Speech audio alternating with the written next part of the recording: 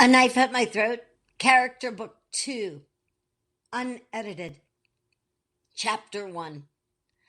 What stories have been told about me within the family are untrue?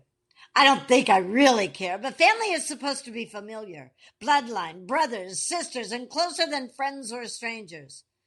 Appears some family is so close. My family is ridiculous when it comes to no togetherness. My mother sure did her job well to break ours apart. Or would we all be the same distant relatives who never speak? I sometimes wondered if the milkman left me at the wrong house. I was given away in my first 2 weeks of life, then taken back. My mother left so many times and returned. My head was always spinning. I wanted to scream, either stay or go. This is crazy. Not only gossip. Central lives here. A feud carried over from any number of yesterday fights still exists. Shut the F up so I can study for my school test. I would sit crying in the stairway to my room with the door shut. What could I do to change this family division? The answer was nothing. All I would receive in response is stop swearing. There always has to be one unwanted child somewhere. I was the chosen one.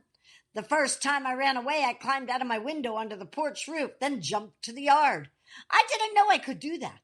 All the walking and playing I did when young paid off. I walked along the country road out of my town. I was never going back. I was lucky to get a ride with a trucker who was driving to New York. I arrived in New York City as if I had somewhere to be. If anything, this unwanted child had some fun in my life. I met a guy who took pictures of me. I found only artists live in New York City. I met the local people with every drug imaginable.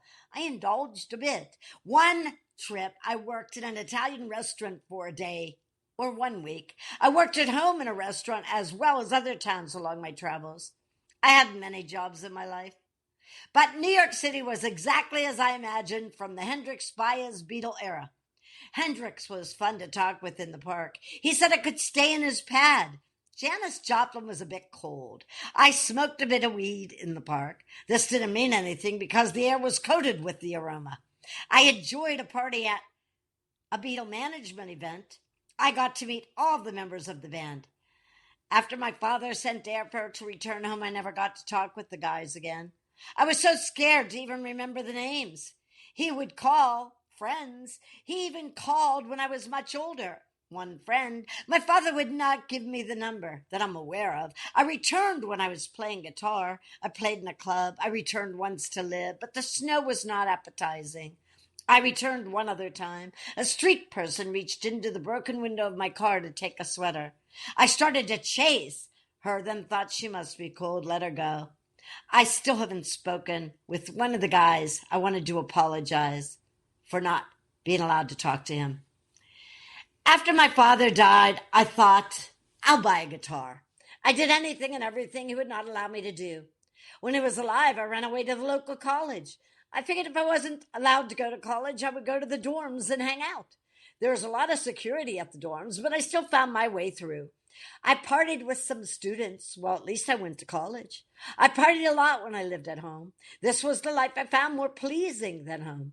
The cars and car wrecks over the years, from a couple Volkswagen Bugs to the station wagon I rolled over into a cliff and survived, shows my driver test of pass got me pretty far. My Audi blew up after I left one of the many residences I stayed.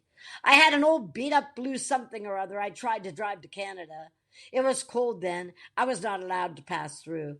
The windshield was cracked. I was always on the run, brought on by one experience or another. I had a yellow something or other gas hog I drove for a while.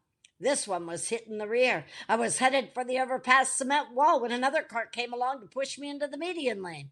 The next car wreck was another rear end. I stressed and steering wheel so I wouldn't hit a pedestrian. The car behind me was coming very fast. She would have died. I went through therapy for many months. I was told the stress and slam on my brakes hurt me. I took the pain. I am prone to minor dings and pings aren't my fault.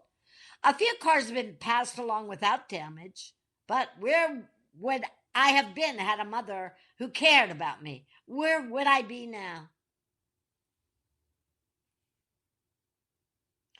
I do want to mention to anyone who reads of my old days. If you use an idea or experience to make some money, would you please share? I struggle to survive. After all, these are my old days, not yours.